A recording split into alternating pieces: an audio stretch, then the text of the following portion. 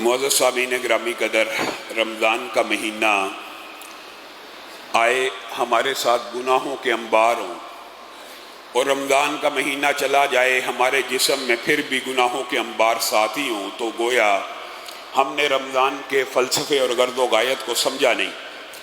آپ کے سامنے رمضان کے حوالے سے ایک نہایت اہم عبادت جو اسلام کے بنیادی ارکان میں سے ہے اس کو رکھ رہے ہیں، اور مقصد یہ ہے کہ آپ ہم اس عبادت کی اہمیت کو سمجھیں، اپنے گھر والوں کو، اپنے دوستوں کو، اپنے احباب کو، اپنے رشتہ داروں کو، اپنے گرد و نواح میں اس عبادت کی اہمیت کا ابلاغ کریں، تاکہ رمضان جو نئے ارادے باندھنے کا موسم ہے، نیکیوں کی نئی نیتیں کرنے کا موسم ہے، برائیوں کے اعمال چھوڑنے کا ارادہ کرنے کا موسم ہے، اس کے فلسفے اور اس کی غرض و غایت کو ہم پا لیں۔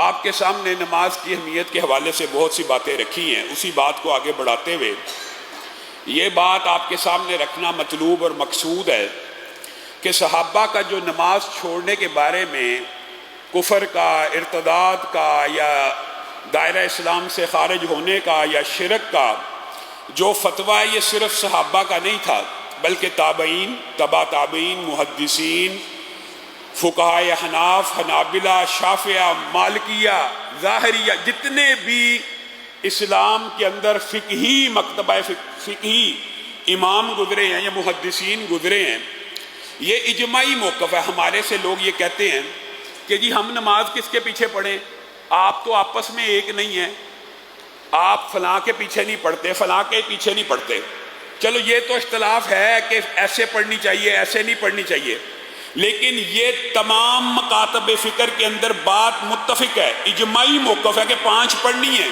اور جو چھوڑے گا وہ دائرہ اسلام سے خارج ہے۔ آپ نے یہ بات مانی؟ جو لوگ یہ اعتراض کرتے ہیں کہ ہم جی اختلاف ہے، جی جس بارے کے اوپر اختلاف نہیں ہے آپ تو وہ بھی نہیں مانتے، اس بارے کے اوپر اتفاق ہے۔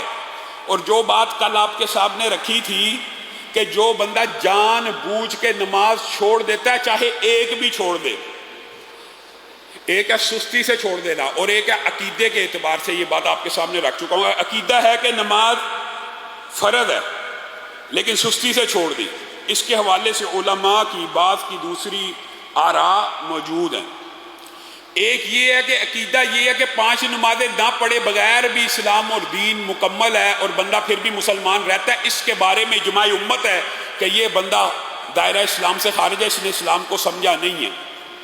لیکن امام یحییٰ نے عبداللہ ابن مبارک سے یہ جو دوسرا موقف ہے، اس حوالے سے بھی ایک بات نقل کی ہے کہ عبداللہ ابن مبارک سے پوچھا کہ جو بندہ یہ عقیدہ رکھتا ہے کہ 5 نمازیں فرض ہیں، لیکن جب نماز کا وقت آتا پڑھتا نہیں ہے، دوسری نماز کا وقت آ گیا، تو ہمارے بعض علماء کا یہ موقف ہے کہ وہ مسلمان رہے گا۔ تو امام عبداللہ ابن مبارک نے کہا تو نے ایسی بات کی ہے جو مجھے نہ صحابہ سے، نہ تابعین سے، نہ محدثین سے، نہ کسی سے، نہ قرآن سے، نہ سنت سے ملی ہے، تو نے ایسی بات کا دعویٰ کیا ہے۔ ایک آدمی یہ عقیدہ رکھتا ہے کہ 5 نمازیں اسلام میں ہیں، اور پھر نماز آئے اور نماز کو چھوڑ دے، تو وہ نماز میں غفلت نہیں برت رہا، وہ اپنے اسلام ہی کے اوپر حملہ آور ہو رہا ہے۔ یہ بھی محدثین کا ایک موقف رہا ہے، یہ دوسری رائے بھی آپ کے سامنے ہونی چاہیے۔ میرے بھائیو، اس حوالے سے موقف اتنے سخت ہیں، آپ صرف سن کے حیران رہ جائیں گے کہ جو بندہ بے نمازی یا عادی بے نماز ہے، علماء کی اس بارے میں گفتگو یہ ہے کہ اس کو مسلمانوں کے قبرستان میں بھی دفن کرنا ہے کہ نہیں کرنا، اس کا نماز جنازہ بھی پڑھنا ہے کہ نہیں پڑھنا۔ علماء کی اس بارے میں ایک دوسرے کے ساتھ مباحث موجود ہیں قدیم دور سے کہ جو بندہ عادی بے نماز ہے، مسلمانوں کے قبرستان میں دفن نہ ہو، اس کا جنازہ نہ پڑھا جائے، یہ مباحث۔ اور آپ ایک مثال سے شاید اس بات کی اہمیت آپ کے دل میں راسخ ہو جائے۔ آپ مجھے بتائیے کہ زکوٰۃ کا ذکر جو بنی الاسلام علی 5 میں، اسلام کی بنیاد 5 چیزوں میں ہے، اس میں زکوٰۃ کا ذکر نماز سے پہلے ہے کہ بعد میں؟ بعد میں۔ رسول اللہ صلی اللہ علیہ وسلم دنیا سے چلے گئے، ایک پورا گروہ پیدا ہوا جنہوں نے کہا زکوٰۃ کوئی فرض نہیں ہے، جنہوں نے کہا زکوٰۃ فرض نہیں ہے، دے دیں تو دے دیں، نہ دینے سے اسلام کو کوئی فرق نہیں پڑتا، یا بندے کی مسلمان ہونے کو کوئی فرق نہیں پڑتا۔ میرے بھائیوں، صرف اس ایک مسئلے سے ہو سکتا ہے آپ کو نماز کی بات سمجھ آ جائے۔ حضرت ابو بکر نے ان کے خلاف کیا فتویٰ دیا؟ حضرت ابو بکر نے کہا یہ مرتد ہو گئے ہیں، یہ مرتد ہو گئے ہیں، اور تلوار کو بے نیام کر لیا اور تلوار کو اٹھا لیا۔ اور حضرت ابو بکر نے کہا جو شخص رسول اللہ کی زندگی میں زکوٰۃ دیا کرتا تھا، اگر اس نے زکوٰۃ کا انکار کیا، ابو بکر ان کے خلاف جہاد کرے گا۔ یہ مرتد ہو گئے۔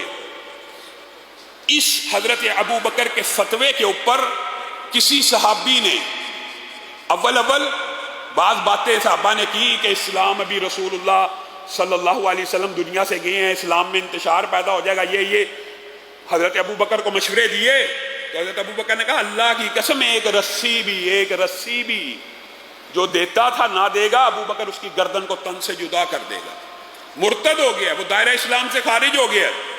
اب مجھے آپ بتلا دیجئے، زکوٰۃ اراکین اسلام میں پہلے ہے کہ بعد میں؟ بعد میں۔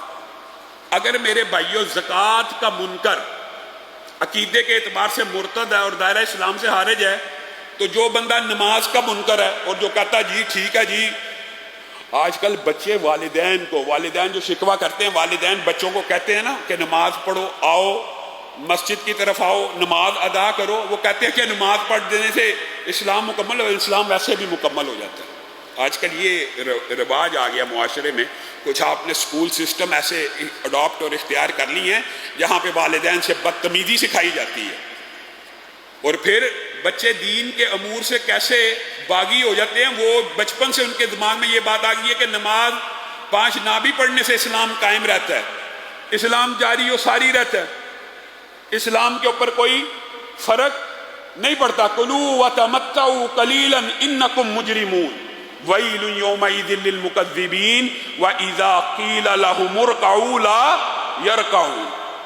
کھاؤ پیو، دنیا کی زندگی تھوڑی ہے، تم مجرم ہو۔ ویل نامی گھاٹی ہے اور ہلاکت ہے جھٹلانے والوں کے لیے۔ کن کے لیے؟ وَإِذَا قِيلَ لَهُمُ ارْكَعُوا لَا يَرْكَعُونَ، جب ان کو کہا جاتا ہے نماز پڑھو تو نہیں پڑھتے۔ یہ ہیں وہ لوگ، وہ جھٹلاتے ہیں، کہتے ہیں اسلام پھر بھی مکمل ہے جی، دین نماز کے بغیر بھی مکمل ہے۔ وَيْلٌ يَوْمَئِذٍ لِّلْمُكَذِّبِينَ، ان کے لیے اللہ نے پھر کہا جھٹلاتے ہو، اللہ کی باتوں کو جھٹلاتے ہو، اللہ کی باتوں کا انکار کرتے ہو۔ جہنم کی ایک وادی بھی ہے ویل نامی، اور ہلاکت بھی ہے تمہارے اوپر جھٹلانے والوں کے۔ پھر اللہ نے یہ بات اینڈ کر دی۔ اللہ کا بھی سمجھانے کا ایک انداز ہے، فَبِأَيِّ حَدِيثٍ بَعْدَهُ يُؤْمِنُونَ، اس آیت کے بعد فَبِأَيِّ حَدِيثٍ بَعْدَهُ يُؤْمِنُونَ، ان باتوں کے بعد کس بات کے اوپر ایمان لے کے آؤ گے؟ وَإِذَا قِيلَ لَهُمُ ارْكَعُوا لَا يَرْكَعُونَ، جب تمہیں کہا جاتا ہے نماز پڑھو تم پڑھتے نہیں ہو۔ اب ان ساری باتوں کے بعد بھی اب کس بات کے اوپر ایمان لانا ہے؟ مولوی کی بات؟ درس سننے چاہیے، دروس سننے چاہیے، علماء کی صحبت اختیار کرنی چاہیے، فرق پڑتا ہے۔ لیکن فَبِأَيِّ حَدِيثٍ، اللہ کی بات کے بعد بھی کوئی بات رہ گئی ہے؟ سمجھنے کے اندر کوئی ذہن کا کوئی اشکال یا ذہن میں کوئی ایسی بات اگر آ رہی ہے، اور پھر یہ عبادت اس قدر عظیم ہے، اس قدر عظیم ہے، عبادات ہمیشہ اوپر سے نیچے اتری، اوپر سے نیچے اتری، ساری عبادات۔ رسول اللہ صلی اللہ علیہ وسلم زمین پہ ہوتے، آسمان سے عبادات اترتی، لیکن اس عبادت کو فرض کرنے کی باری آئی، اللہ نے رسول اللہ کو اوپر بلا لیا۔ معراج، یہ جو نماز مومن کی معراج ہے، یہ کیا ہے؟ اور جب بندہ اس حدیث کو پڑھتا ہے تو جیسے انسان انبیاء کے اوپر سلام بھیجتا ہے، یقین کریے کہ کئی مرتبہ یہ حدیث پڑھ کے حضرت موسیٰ کے لیے دعائیں نکلنا شروع ہو جاتی ہیں کہ امت کے لیے کتنی آسانی کر گئی۔ وہاں پہ بیٹھے ہوئے بار بار رسول اللہ کو مشورہ دے رہے ہیں تخفیف کروائیے، میں ایک بہت بڑی امت کا نبی رہا ہوں، مجھے علم ہے، نہیں پڑھ سکیں گے 50، نہیں پڑھ سکیں گے، نہیں پڑھ سکیں گے، نہیں پڑھ سکیں گے۔ اللہ تعالیٰ ان کے اوپر رحمتوں کا نزول فرمائے۔ کتنے عظیم نبی اور پیغمبر تھے، کتنے مخلص تھے، کتنا درد دل تھا، رسول اللہ کو بار بار کہہ رہے ہیں واپس جائیے، واپس جائیے، تخفیف کروا دیجیے، تخفیف کروا دیجیے۔ یہ معراج جو اللہ رب العزت نے نبی کریم کو معراج کرا کے یہ نمازوں کو نازل کیا، میں اور آپ یہ سمجھتے ہیں ان کے بغیر دین مکمل ہے، کامل ہے، تو آپ کو، اور یہ بات بھی اپنی طرف سے نہیں ہے، محدثین کا، علماء کا، میرے بھائیوں، لوگوں نے، فقہا نے اس بارے کے اوپر بحث کی ہے کہ ایک میاں اور ایک بیوی ہے، ایک بندہ نمازی ہے، ایک بندہ بے نمازی ہے، ان کا نکاح برقرار رہتا ہے کہ نہیں؟ ان باتوں کے بارے میں مباحث دین میں موجود ہیں۔ آپ نے اس عبادت کو کتنا ہلکا سمجھ لیا ہے۔ روزہ رکھ لیتے ہیں کئی لوگ، نماز نہیں پڑھتے۔ روزہ بھی بات کا رکن ہے کہ پہلے؟ ایک مرتبہ رسول اللہ صلی اللہ علیہ وسلم سر جھکا کے بیٹھے ہوئے تھے اور کہنے لگے اس ذات کی قسم جس کے ہاتھ میں محمد صلی اللہ علیہ وسلم کی جان ہے، اور دیگر روایات میں کچھ دیگر الفاظ بھی موجود ہیں۔ رسول اللہ صلی اللہ علیہ وسلم بار بار قسمیں کھا رہے ہیں، 3 قسمیں جب اللہ کی کھائی نا تو صحابہ کے دل دہل گئے، اور بعض روایات میں آتا صحابہ کی آنکھوں سے آنسو آنے لگے، پتہ نہیں کتنی بڑی بات رسول اللہ کہنے والے ہیں کہ 3 قسمیں کھا لی۔ اور رسول اللہ صلی اللہ علیہ وسلم نے اس میں خوشخبری سنائی 3 قسمیں کھا کے، کہ جو بندہ 5 وقت کی نمازوں کے اوپر قائم رہا، روزے رکھے، حقیقت میں اگر آپ غور کریں، حدیث میں دیگر باتیں بھی آتی ہیں، زکوٰۃ کا ذکر ہے، لیکن اگر آپ غور کریں، زکوٰۃ اور حج بیت اللہ ان کے اوپر فرض ہے جن کے پاس پیسہ ہو۔ گویا اسلام کی باقی 3 اکائیاں صرف یہ رہ جاتی ہیں، گواہی کے بعد، شہادتین کے بعد نماز اور روزے، بس۔ تو گویا جو بندہ یہ اسلام کی بنیادوں کو ان سے چمٹ جاتا ہے، تو رسول اللہ صلی اللہ علیہ وسلم نے کہا جس نے 5 وقت کی نماز پڑھ لی، رمضان کے روزے رکھ لیے، اگلی بات زکوٰۃ کی تو تب ہے جب مال ہو، تو وہ جنت میں اس طرح پروٹوکول سے داخل ہو رہا ہوگا کہ جنت کے 8 دروازوں سے اس کو آواز دی جا رہی ہوگی، اے بندہ مومن، جس مرضی دروازے سے چاہے داخل ہو جا۔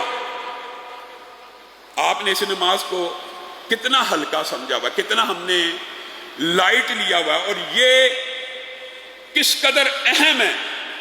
اور یہ نماز حقیقت میں قد افلح المؤمنون بھی ہے، الذین هم فی صلاتہم خاشعون، جو نمازوں میں خشوع اور ڈرتے ہوئے اللہ کے سامنے کھڑے ہو جاتے ہیں۔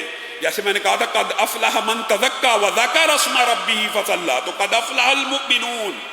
دیکھیں جہاں پہ بھی فلاح کا ذکر آئے گا آپ کو وہاں پر نماز کا ذکر اکثر ساتھ ملے گا۔ جو اپنی نمازوں میں خشوع کرتے ہیں، اور رسول اللہ صلی اللہ علیہ وسلم کی نماز کے بارے میں صحیح احادیث ہے، صحیح۔ ہم پڑھتے ہیں تراویح، ہم پڑھتے ہیں نماز سنت سمجھ کے ادا بھی کرتے ہیں، لیکن کیا ہم نے زندگی میں ایک نماز بھی ایسی پڑھی ہے کہ جس کا ذکر حدیث میں آتا ہے کہ رسول اللہ صلی اللہ علیہ وسلم رات کو اللہ کے سامنے کھڑے ہو جاتے، اتنا لمبا قیام کرتے، امہات المومنین بیان کرتی ہیں کہ پاؤں پھول جاتے ہیں۔ بتائیے آپ میں سے کوئی ایک بندہ ایسا ہے جو اتنے لمبے قیام کرتا ہو کہ پاؤں سوج جائیں، پھول جائیں؟ اور ماں عائشہ امہات المومنین کہتی ہیں اللہ کے رسول کیا ہو گیا اتنا لمبا قیام؟ تو کہتے میں اللہ کا فرما بردار بندہ نہ بن جاؤں؟ اللہ تعالیٰ نے رسول اللہ صلی اللہ علیہ وسلم کے اس خشوع کو، اس قیام کو دیکھ کر آسمان سے آیتیں نازل کر دی، ما انزلنا علیک القرآن لتشقی، اے اللہ کے رسول، اے پیارے حبیب، اے میرے پیغمبر، آپ کے اوپر قرآن پاک اس لیے نہیں تھا اتارا کہ آپ مشقتوں میں پڑ جائیں، قم اللیل الا قلیلا، آپ تو 2 تہائی کھڑے ہو جاتے ہیں، کم کھڑا ہو۔ یعنی اللہ تعالیٰ، یعنی آپ میں سے میں اور آپ، ہم قیام کرتے ہوں گے اللہ کے فضل سے، یہاں پہ جو قیام ہوتا ہے تقریباً سمجھیں 2 گھنٹے کا ہوتا ہے، لیکن پاؤں جو سوج جائیں وہ قیام ہم نے کبھی نہیں کیا۔ ہاں شریعت کا مطلوب اور مقصود بھی نہیں ہے کہ اپنے آپ کو اتنی مشقت میں ڈالا جائے، وہ حدیث بھی موجود ہے کہ رسول اللہ کو خبر ملی کہ وہ رسی پکڑ کر قیام کرتی ہیں، تو رسول اللہ نے کہا کم عمل کرے لیکن جو کرے اس کے اندر مداومت ہو، ہمیشگی ہو، وہ اللہ کو عمل زیادہ پسند ہوتا ہے۔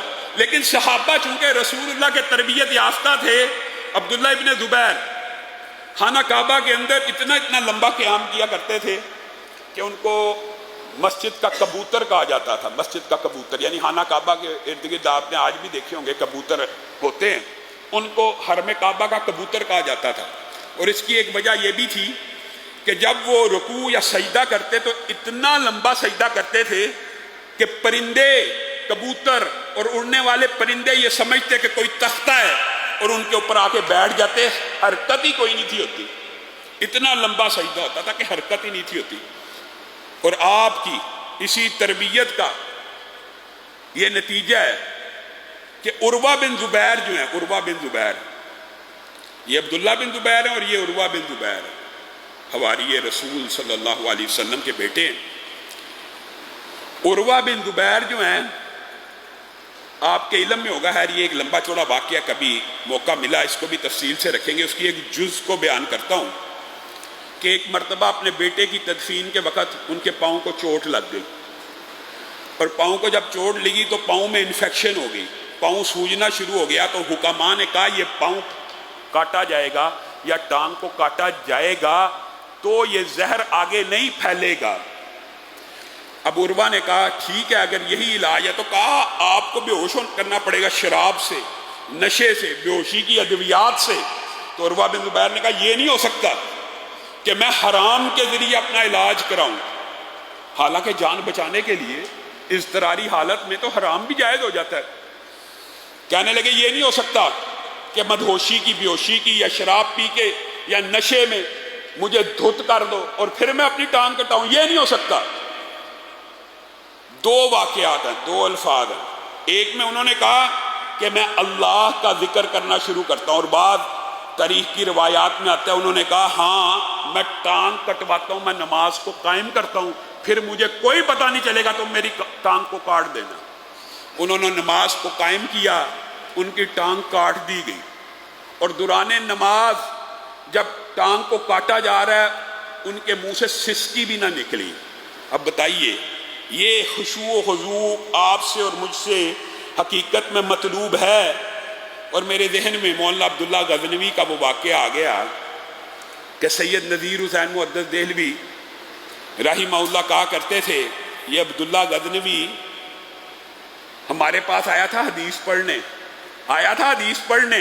ہے تھا ہمارا طالب علم، سیکھنے ہم سے آیا تھا، لیکن نماز ادا کرنے کا طریقہ ہمیں سکھلا گیا ہے۔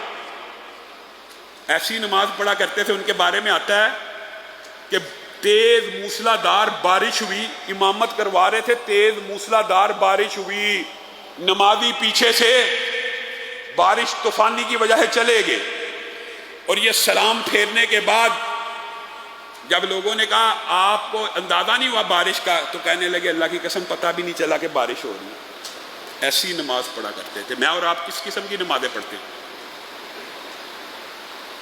ان الصلاۃ تنہا عن الفحشاء والمنکر، ایسی نمازیں انسان کو برائی سے، بے حیائی کے کاموں سے روک دیتی ہیں۔ بعض روایات جن میں ذوف موجود ہے، ایسی بھی موجود ہے، حضرت حسن سے یہ بات موجود ہے کہ جس بندے کی نماز اس کو برائی سے نہیں روکتی وہ نماز قبول نہیں ہے۔ دیکھیں نماز کا قبول ہونا نہ قبول ہونا یہ الگ بات ہے، لیکن قبول ہونا یا نہ قبول ہونے سے یہ سہولت مل جائے گی کہ پڑھنی نہیں؟ بات یہ سمجھنے کی ضرورت ہے۔ پڑھنی پھر بھی ہے، قبول ہو جو بندہ عین وقت پہ پڑھتا ہے، باجماعت پڑھتا ہے، خالص اللہ کے لیے پڑھتا ہے، اس کی بھی گارنٹی ہے کہ قبول ہونی ہے کہ نہیں؟ قبول کرنے والا تو اللہ ہے، پڑھنی پھر بھی ہے۔ اسی لیے اس بارے میں 3 حکایتیں بھی موجود ہیں، اور رسول اللہ صلی اللہ علیہ وسلم سے واقعات بھی منقول ہیں۔ رسول اللہ کے پاس ایک شکایت لے کے بندہ آ گیا اور کہنے لگا یہ اللہ تعالیٰ تو قرآن میں کہتا ہے کہ نماز بے حیائی اور فحشی اور منکر اور برے کاموں سے روکتی ہے، یہ بندہ آپ کے ساتھ نمازیں پڑھتا ہے اور بے حیائی کا کوئی کام انصاری ہے، صحابی ہے، چھوڑتا نہیں ہے۔ تو رسول اللہ صلی اللہ علیہ وسلم مسکرانا شروع ہو گئے اور کہا ایک دن آئے گا چھوڑ دے گا، ایک دن آئے گا اس کی یہ نماز اس کو بے حیائی کے کاموں سے روک دے گی۔ اور ایسا ہی ہوا۔ پھر ایک دفعہ شکایت آئی، اللہ کے رسول یہ بندہ چور ہے، نماز آپ کے ساتھ پڑھتا ہے، چھوٹی موٹی چیزیں چراتا ہے بعد میں۔ تو رسول اللہ صلی اللہ علیہ وسلم نے کہا ایک وقت آئے گا یہ چوری سے رک جائے گا، اور ایسا ہی ہوا۔ کچھ عرصے کے بعد نماز نے اس کو چوری سے روک دیا۔ اسی طرح کی ایک حکایت حضرت عمر کے دور کی بھی موجود ہے۔ ایک نوجوان نے ایک عورت شادی شدہ کو دیکھا اور اس کے محبت میں گرفتار ہو گیا۔ وہ شادی شدہ عورت کو دعوت گناہ دی۔ اس شادی شدہ عورت عقل مند تھی، صاحب بصیرت تھی۔ اس نے کہا ٹھیک ہے میں تیری دعوت کو قبول کروں گی اگر تو 40 دن حضرت عمر کے پیچھے نماز کو ادا کرے گا۔ 10-12 دن گزرے، اس آدمی کے طور اتوار بدلنا شروع ہوئے، اگرچہ وہ ان 12 دنوں میں نماز پڑھ کے عورت کے گھر جاتا کہ آج اتنواں دن ہو گیا، آج 12واں دن ہو گیا۔ 12-13 دنوں کے بعد اس نے اس عورت کے گھر جانا بھی چھوڑ دیا۔ تو 40ویں دن اس عورت نے اس کو کہا ہاں جی تیرا وعدہ مکمل ہو گیا، وقت پورا ہو چکا ہے، تیرا کیا ارادہ ہے؟ تو اس نوجوان نے کہا اللہ کی قسم برائی کرنا تو دور کی بات ہے، اب ضمیر آپ کی طرف آنکھ اٹھا کر دیکھنے کی بھی اجازت نہیں دیتا۔ حضرت عمر کو اس بیوی نے اپنے خامند کو یہ قصہ بتایا کہ اس طرح میں نے نوجوان کی اصلاح کی ہے۔ وہ خامند حضرت عمر کے پاس آیا تو حضرت عمر نے قرآن کی یہی آیت پڑھی، ان الصلاۃ تنہی عن الفحشاء والمنکر۔ اللہ تعالیٰ نے سچ کہا ہے، نماز فحاشی اور یعنی بے حیائی کے کاموں کو روکتی ہے جیسے روزہ۔ اسلام کے جتنے فرائض ہیں حقیقت میں جتنے بنیادی اراکین ہیں وہ انسان کو فحاشی اور یعنی بے حیائی برے کاموں سے روکتے ہیں، اور ان کی غرض و غایت بھی یہی ہے۔ اللہ کے سامنے کھڑے ہوتے ہو، 5 وقت چوری کر کے کھڑے ہو رہے ہو، غیر محرم عورتوں کو دیکھ کے کھڑے ہو رہے ہو، اور ڈاکہ ڈال کے کھڑے ہو رہے ہو، اور کسی کے ساتھ دھوکہ اور فراڈ لگا کے کسی کے پیسے مار کر اللہ کے سامنے کھڑے ہو رہے ہو۔ شرم نہیں آ رہی اللہ کے سامنے 5 وقت وضو کر کے کھڑے ہو رہے ہو؟ یہ ٹریننگ ہے۔ جس طرح روزے کی یہ گرد و غایت ہے نا کہ اللہ کے لیے حلال چھوڑ رہے ہو، حرام نہیں چھوڑ رہے۔ زکوٰۃ کی یہ ٹریننگ ہے۔ زکوٰۃ بھی انسان کے گناہوں کو پاک صاف کرتا ہے، دل سے میل کو نکالتا ہے۔ یہ جتنے بھی بنیادی اسلام کے اراکین ہیں ان سب کی گرد و غایت ایک ہی ہے۔ ایک تو اللہ رب العزت کی شنودی مل جائے، انسان برائیوں سے رک جائے، انسان اپنے معاملات کو سیدھا کر لے۔ رسول اللہ صلی اللہ علیہ وسلم نے نماز کی اہمیت اور فضیلت کے حوالے سے اتنی متعدد حدیثیں اور جو صحیح سند سے ہیں، آج تو بعد آپ کے سامنے جو واقعات رکھے ہیں یہ حکایات ہیں، ان میں سے بعض کی سند کمزور ہے، لیکن انشاءاللہ آئندہ آنے والے دروس میں آپ کے سامنے نماز کے وہ فضائل رکھوں گا جن میں ایک بھی حدیث کی سند میں ضعف موجود نہیں ہوگا، ساری حسن درجے کی کم از کم روایات ہوں گی۔ ان میں سے ایک روایت آپ کے سامنے آج رکھتا ہوں کہ رسول اللہ صلی اللہ علیہ وسلم نے فرمایا، مشہور حدیث ہے، سبعۃ یظلھم اللہ فی ظلہ والی، یوم لا ظل الا ظلہ والی، کہ 7 آدمی جن کو کل عرش کا سایہ نصیب ہوگا۔ 7 خوش نصیب ہیں جس وقت ہر بندہ افراتفری کا شکار ہوگا، پریشان ہوگا۔ بعض لوگوں کو پروٹوکول دیا جائے گا، اللہ کے عرش کا سایہ، وہ سارے کا سارا منظر اللہ کے عرش کے سائے کے نیچے ملاحظہ فرما رہے ہیں۔ پروٹوکول اور بھی ہیں، بعض کے نور کے ممبر لگے ہوں گے، وہاں پہ بیٹھ کے قیامت کی ساری منظر کشی اور سارے کا سارا حساب کتاب کا معاملہ ان کے سامنے سر انجام دیا جا رہا ہے۔ ان 7 افراد کو عرش عظیم کا سایہ دے کے سکون، ریلیکس، آرام سے یہ قیامت کے منظر دیکھ رہے ہیں۔ ان میں سے ایک شخص وہ ہوگا، اللہ تعالی ہمیں اس شخص جیسا بنائے اور ہمیں اس میں شامل فرمائے جس کا دل مسجد کے ساتھ معلق ہوگا۔ اور یہ جو معلق ہونا حدیث میں ذکر ہے، اس سے مراد متعلق ہونا بھی ہے۔ معلق ہونے سے مراد یہ نہیں ہے کہ وہ ہر وقت مسجد میں بیٹھا ہوگا، نہیں۔ معلق ہونے سے مراد یہ ہے مسجد سے نکل گیا ظہر پڑھ کے تو اب ٹینشن میں ہے، عصر کا ٹائم آنے والا ہے، کب مسجد جاؤں گا، کب عصر کی اذان ہوگی، کب مؤذن ندا دے گا حی علی الصلاۃ تو میں مسجد پہنچ جاؤں گا۔ معلق سے مراد یہ ہے، متعلق سے مراد بھی یہ ہے۔ یہ اس کے بھی فضائل ہیں کہ ظہر پڑھ کے بیٹھ جائے، اس کے حوالے سے بھی گفتگو ہوگی، لیکن معلق سے مراد یہ ظہر پڑھی ہے، گھر پہنچ گیا، کاروبار کی جگہ پہ پہنچ گیا، دکان پہ پہنچ گیا، اب اس کا دل مسجد ہی میں اٹکا ہوا۔ متعلق اور معلق ہے کہ یہاں اذان ہو، یہاں دکان کا شٹر ڈاؤن ہو جائے، یہاں اذان ہو، یہاں میں گھر سے نکل پڑوں، یہ ہے معلق ہونا۔ اور اللہ کی قسم کھا کے کہتا ہوں، اگر آپ چاہتے ہیں آپ کی معیشت درست ہو جائے تو اذان کے بعد آپ سمجھتے ہیں چند گاہک آئے ہیں، چند ٹکے کما لوں گا، نہیں۔ یوں ہی حیا علی الصلاح حیا علی الفلاح، فلاح کی ندا دی جائے، دکان کا شٹر گرا دیجئے، گھر سے نکل جائیے۔ یہ ہے رجل، ایسا بندہ جس کا دل ہر وقت مسجد کے ساتھ اٹکا ہوا ہے۔ اثر پڑی ہے تو مغرب کا انتظار ہے کہ کب اذان ہوگی، مغرب کے ٹائم پہنچوں گا۔ مغرب گزر گئی، عشاء گزر گئی، تو نیند کے اندر بھی کروٹیں لے رہا ہے، بیتاب ہے کہ جب فجر کی اذان ہوگی تو میں فجر کے لیے نکل جاؤں گا۔ یہ وہ شخص ہے کہ جس کو کل قیامت کے دن اتنا عظیم الشان پروٹوکول ملے گا، اور ملے گا انشاءاللہ۔ رسول اللہ کی بات سچی ہے، اللہ تعالی ہم سب کو اس پروٹوکول میں شامل فرمائے، اور ہم نے ارادہ کرنا ہے کہ ہم اس پروٹوکول میں شامل ہو جائیں۔ اللہ رب العزت جو کہا گیا، جو سنا گیا، اس کو سمجھنے کی توفیق عنایت فرمائے۔